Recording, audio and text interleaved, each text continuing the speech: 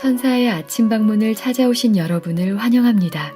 오늘도 아침 예배 말씀으로 믿음과 위로의 시간을 갖게 되길 바랍니다.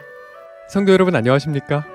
오늘도 아침 예배에 찾아오신 성도님들을 진심으로 환영합니다. 어떻게 하면 어려운 자들의 고통을 덜어주며 하나님께 영광 돌리는 삶을 살 수 있을까요? 오늘도 하늘에서 내려지는 만나의 말씀을 통해서 영적 생명을 공급받고 하루를 승리하게 되시길 간절히 바랍니다. 이제 기도하겠습니다.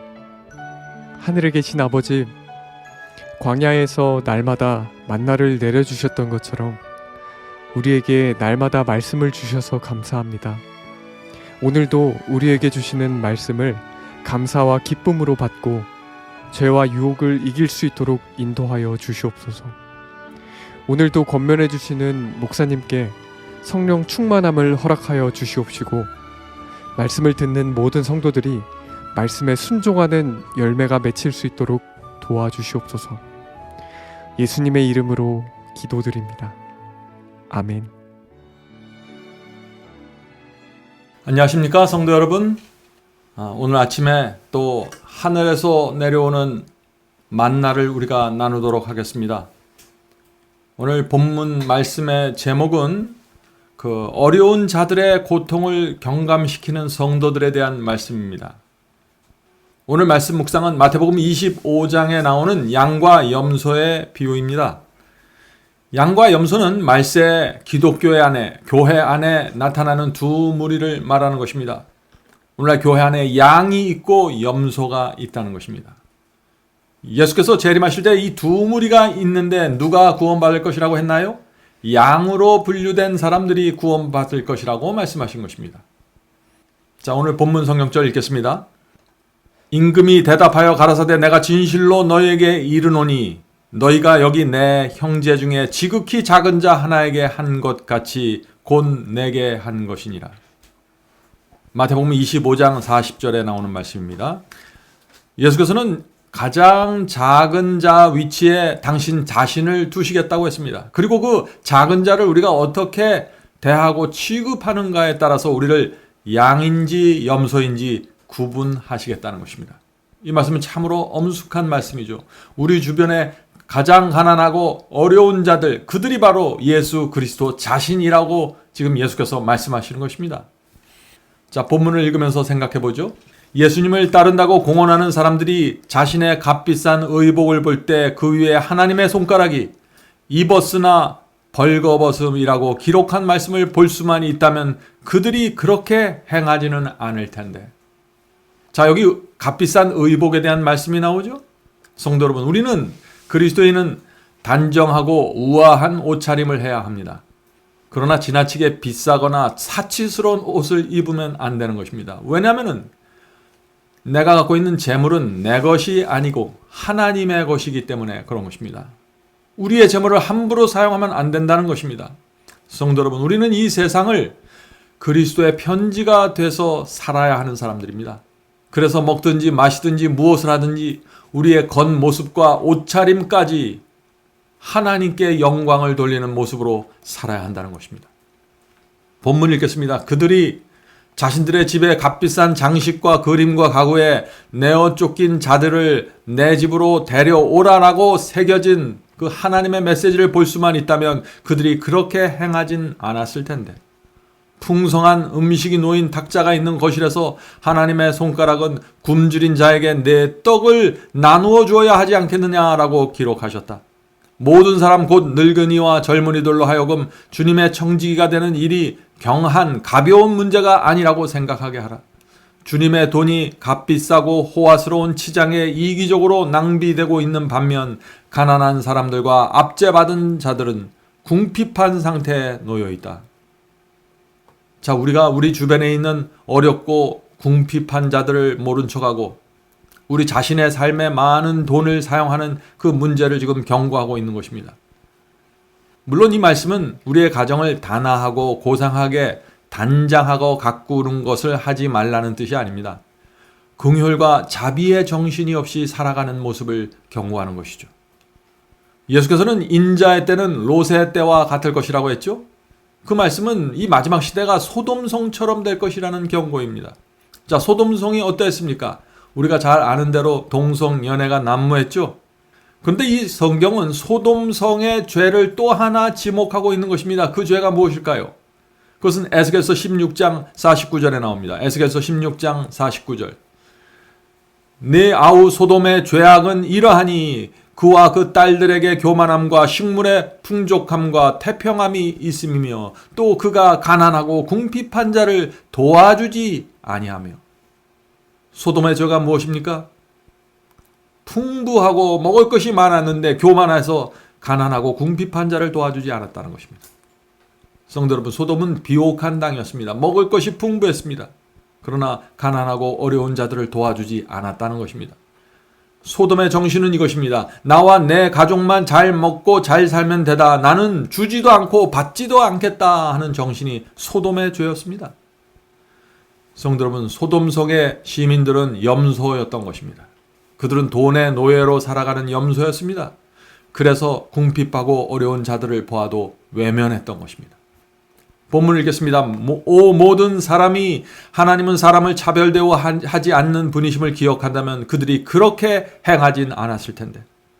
의롭고 공평하신 하나님 앞에서 충성되고 진실된 청지기가 되는 일은 중요하다.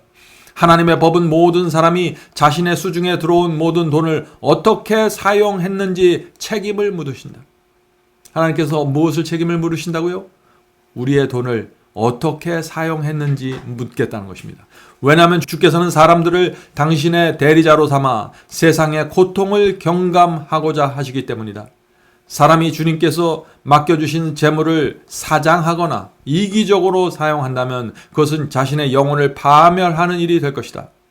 왜냐하면 그는 자기를 높이고 영광스럽게 하고자 하기 때문이다. 성도 여러분, 하나님께서 가난한 자와 어려운 자를 도와주시는 플랜이 있는 것입니다. 자, 그 플랜이 무엇일까요? 하나님께서는 인간을 통해서 인간의 고통과 어려움을 돕기 원하시는 것입니다. 천사들이 공중을 날아다니면서 가난한 자들에게 돈을 뿌려주는 것이 아닙니다. 하나님께서는 우리 주변에 가난하고 어려운 자들을 두시고 그들을 돕도록 성령께서 우리의 마음에 역사하시는 것입니다. 그것이 하나님의 계획입니다. 성도 여러분, 우리는 물론 부지런하고 열심히 일해야 합니다. 그러나 그렇게 해서 얻은 재물은 하나님의 뜻대로 사용되어야 한다는 것입니다. 그것이 성경이 말하는 청지기 직분이죠. 그래서 우리는 이렇게 기도해야 되는 것입니다. 주님, 제가 어떻게 해야 이 재물을 주님의 뜻대로 사용할 수 있을까요? 알려주시옵소서. 이렇게 기도하는 성도들이 있다면 천사들과 하나님이 얼마나 기뻐할까요? 우리의 재물은 주께서 우리 주변에 보내주시는 어려운 형제들에 대한 동정과 자비로 사용되어야 한다는 것입니다. 본문을 읽겠습니다. 이 세상에는 하나님의 택하심을 받았노라 공언하면서도 궁핍한 자들을 항상 외면하는 자들이 있다. 예수께서는 이러한 자들을 보신다. 예수께서는 이것을 표시해 두신다. 그분께서는 그것을 지나치지 않을 것이다. 성도 여러분, 하나님께서는 교회 안에 있는 염소들을 그냥 지나치지 않으시겠다고 경고하시는 것입니다. 그러나 동시에 하나님께서 성도들이 가난한 자를 돕고 어려운 자에게 위로와 따뜻함을 전하는 모습을 보시면 하나님께서는 우리의 섬김과 우리의 희생을 잊지 않으시는 것입니다. 반드시 기억하십니다. 왜 하나님께서 우리의 섬김과 희생을 기억하실까요? 생각해 보세요. 먼 외국에 간 우리의 자녀가 아프고 정말 도움이 간절하게 필요한데 부모인 우리는 이 한국에서 있어서 멀리 떨어져 있어서 전혀 도와줄 수 없다고 한번 생각해 보시죠. 얼마나 우리 부모의 마음이 아플까요? 그런데 누군가 와서 우리 멀리 떨어져 있는 우리 아이들을 도와주고 껴안고 돌봐준다면 부모인 우리가 얼마나 고마울까요? 하나님도 마찬가지입니다. 성도 여러분, 하나님께서 이 지구에 있는 가난한 자들, 어려운 자들을 그렇게 바라보시는 것입니다. 누군가 가서 도와주기를 간절히 원하시는 것입니다. 그래서 예수께서 이런 말씀을 하신 것이죠. 내 형제 중에 지극히 작은 자 하나에게 한 것이 곧 나에게 한 것이니라. 성도 여러분, 가난하고 고통 중에 있는 자들을 우리 주변에 하나님께서 보내주십니다. 그리고 성령을 통해서 우리의 마음에 역사하셔서 도움의 손길을 펼칠 수 있도록 역사하시는 것입니다. 이것이 하나님의 계획입니다. 하나님께서는 성령의 역사에 반응해서 당신의 자녀들을 도와주고 살펴주는 우리의 동정과 자비와 위로를 잊지 않으시는 것입니다. 하나님과 협력하는 자들 말이죠. 예수께서는 가난한 자들에게 복음을 전하러 왔다고 선언하셨다. 그분께서는 사랑과 선행이 살아나며 항상 당신의 백성들의 마음에 그것들이 더 강하게 자라나도록 당신의 재물을 부여하셨다. 하나님께서 우리에게 재물을 부여하는 목적이 무엇인가요? 우리의 사랑과 선행이 점점 더 강하게 자라날 수 있도록 재물을 허락하신다는 것입니다.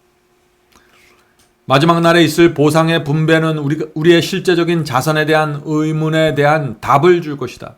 너희가 내 형제 중에 지극히 작은 자 하나에게 한 것이 곧 내게 한 것이니라. 예수께서는 당신 자신을 가난한 자의 자리에 두시고 당신의 관심사를 가난한 자들의 관심사와 동일시 하신다. 구주께서는 각 제자들이 그들에게 부여된 은사를 마치 당신께 선사하는 것처럼 관대하게 나누어주도록 촉구하신다. 성도 여러분, 우리 주변에 정말 예수님이 어려운 처지에 있다면 우리가 어떻게 예수님을 대하고 그분을 취급할까요? 지금 오늘 말씀에서 그것을 말하는 것입니다. 정말 예수를 돕는 것처럼 도와주라는 것입니다. 성도 여러분, 예수께서 재림하실 때 어려운 자들을 도와주고 봉사했던 의인들, 양들에게 칭찬을 하십니다. 자, 이렇게 칭찬을 하시는 것입니다. 내가 줄일 때, 자, 여기선 내가 줄일 때인데 예수께서 가난하고 어려운 자들을 당신 자신과 동일시하는 것이죠. 우리가 이 예수님의 마음을 안다면 우리는 이 세상을 정말 너그럽고 자비롭게 살아갈 수밖에 없는 것입니다. 내가 줄일 때 너희가 먹을 것을 주었고 목마를 때 마시게 하였고 나그네 되었을 때 영접하였고 벗었을 때 옷을 입혔고 병들었을 때 돌아보았고 옥에 갇혔을 때 와서 보았느니라. 마태복음 25장 35절 36절입니다. 주님의 칭찬에 의인들이 어떻게 반응했습니까? 의인들은 이렇게 대답했습니다. 이에 의인들이 대답하여 가로되 주여 우리가 어느 때 주의 줄이신 것을 보고 공개하였으며 목마르신 것을 보고 마시게 하였나이까? 어느 때 나그네 되신 것을 보고 영접하였으며 벗으신 것을 보고 옷 입혔나이까? 어느 때 병드신 것이나 옥에 갇히신 것을 보고 가서 배웠나이까 하리니. 자, 여기 의인들이 참 이상한 대답을 합니다. 예수께서는 너희들이 나를 도와주었다라고 말씀하는데 의인들은 내가 언제 그런 선행을 했습니까? 내가 언제 주님을 대접했고 언제 그런 일을 했습니까? 나는 도무지 기억이 나지 않습니다 라고 대답하는 것입니다. 왜 의인들이, 양들이 이런 대답을 했을까요? 이 의인들은 선하게 살려고 애썼던 사람들이 아닙니다. 의인은 성령의 은혜와 감동에 그대로 반항해서 자연스럽게 나오는 자비와 동정을 나눠준 것일 뿐입니다. 그래서 잘 기억을 못하는 것입니다. 선한 행위는 성령의 감동대로 움직여서 맺어지는 자연스러운 열매입니다. 다시 말해서 이 의인은 선을 좋아서 선을 행한 것입니다. 구원받기 위해서 지옥 가지 않으려고 눈치 때문에 체면 때문에 억지로 선을 만들어냈던 것이 아니라는 것입니다. 이 의인들에게 있어서 선은 자연스러운 것입니다. 그래서 잘 기억할 수가 없는 것입니다. 가난한 사람을 보면 마음속으로부터 불쌍히 여기는 마음과 자비가 성령의 감동으로 나오기 때문에 선을 베풀었을 뿐입니다. 남을 먹이고 도와주고 방문하고 베푸는 것이 양에게는 자연스러운 생활이었습니다. 마음에 성령의 기름이 채워졌기 때문에 그렇게 살았던 것이죠. 그래서 예수께서 너희가 선을 베풀었다라고 하시는데 제가 그렇게 언제 했습니까? 라고 대답하는 것입니다. 이 선한 행위는 의인에게 있어서 특별히 기억할 만한 독특한 행위가 아닙니다. 성도 여러분, 이 양과 염소의 비유는 바로 성령의 역사에 대한 말씀입니다. 성령께서 양과 염소에게 동일하게 역사했는데 그 반응이 전혀 달랐다는 것이죠. 예수께서는 염소들에게 이렇게 말씀하셨습니다. 악인들이죠. 내가 줄일 때 너희가 먹을 것을 주지 않았고 목마를 때 마시게 하지 않았고 나그네 되었을 때 영접하지 않았고 벗었을 때 옷 입히지 않았고 병들었을 때 옥에 갇혔을 때 돌아보지 아니하였느니라. 마태복음 25장 42, 43절입니다. 자, 이 말씀 무슨 뜻인가요? 예수께서 염소들에게 너희는 선을 베풀지 않았다라고 선고하시는 것입니다. 그런데 악인들이 여기서 또 이상한 대답을 하는 것입니다. 자, 악인들이 어떻게 대답합니까? 마태복음 25장 44절입니다. 저희도 대답하여 이 염소들도 대답하여 가로되 주여 우리가 어느 때에 주의 줄이신 것이나 목마르신 것이나 나그네 되신 것이나 벗으신 것이나 병드신 것이나 옥에 갇히신 것을 보고 공양치 아니하더이까. 자기들은 도왔다는 것입니다. 분명하게 도왔다는 것이에요. 왜 이런 대답이 나올까요?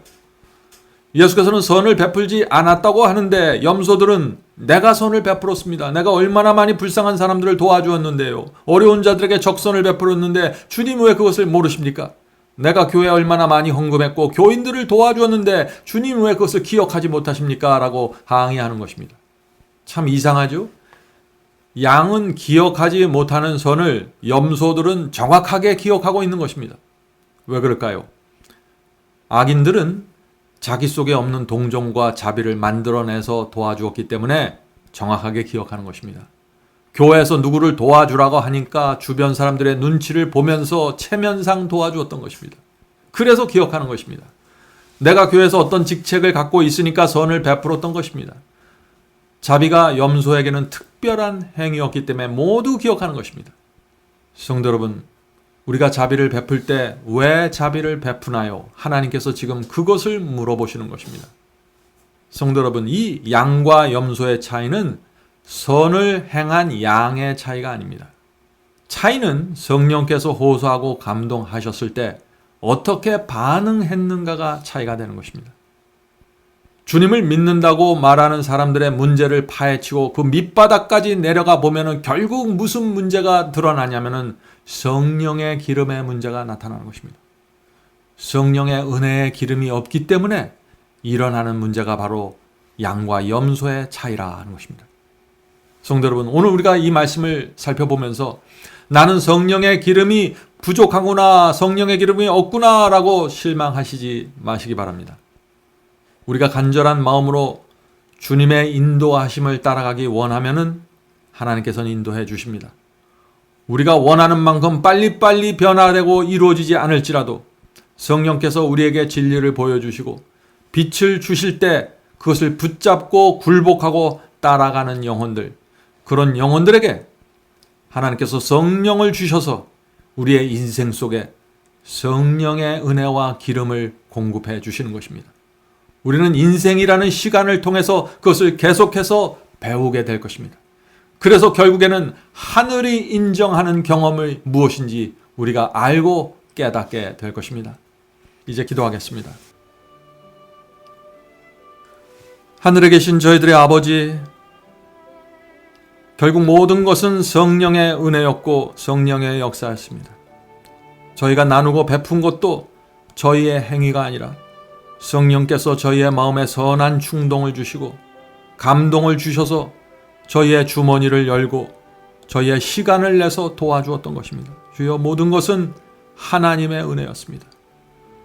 주여, 오늘 말씀에 나오는 것처럼 저희가 성령의 은혜와 감동에 반응하는 사람들 되게 도와주시옵소서.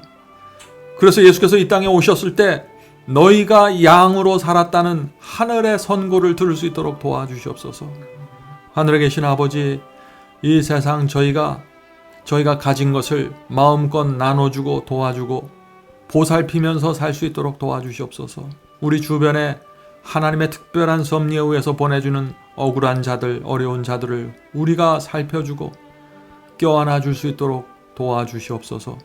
오늘 하루도 우리가 주님께 하루를 드립니다. 우리 마음에 성령의 기름을 부어주셔서 진리를 분별하고 성령의 역사를 분별하고 성령의 감동으로 살아갈 수 있도록 도와주시옵소서. 예수님의 이름으로 간절하게 기도드립니다. 아멘. 성도 여러분, 마지막 사명에서는 아침 예배 채널을 유튜브에서 별도로 운영하고 있습니다. 아침 예배 채널에서는 매일 새벽 4시에 예배 영상이 올려지고 있으며 특별히 아침 9시에 예배가 진행됩니다. 아침 9시 예배가 아침 예배 채널에 독특한 특징입니다.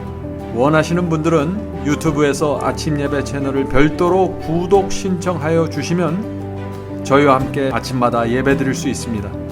매일 아침마다 하나님의 말씀으로 저희 모두가 주 앞에 나와 예배 드리는 신앙으로 함께 나가게 되길 간절히 바랍니다. 감사합니다.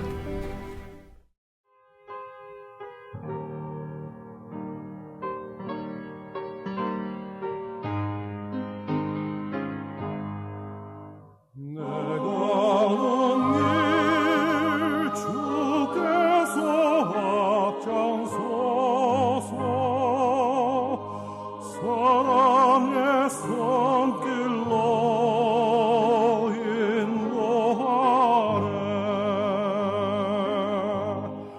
내 입술은 주님을 찬양하니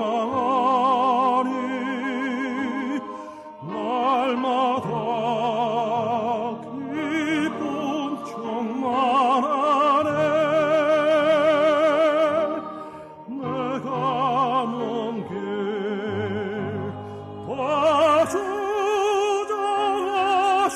주장하시는 주 본향으로 날 인도하시니 그 언젠가 내 삶 끝날 때까지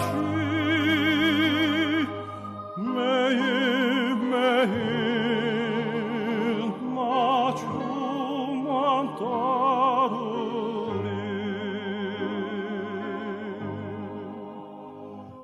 나는 비록 약하고 흔들리나 사랑의 주님만 바라보네.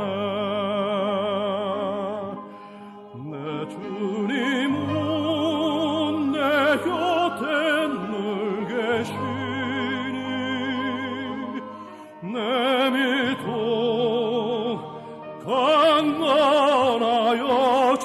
강건하여지네. 내 가는 길 다 주장하시는 주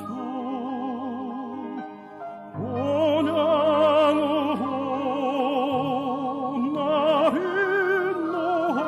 인도하시니